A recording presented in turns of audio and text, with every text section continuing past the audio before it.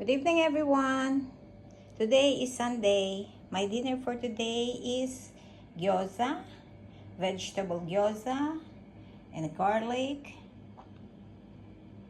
pickled garlic, and Philippine food, dilis. We call it dilis, small fish, and turmeric rice, and then egg, fried egg, the sauce of the gyoza, and my amino vital. And you see my yogurt and minced pork, and then vegetable.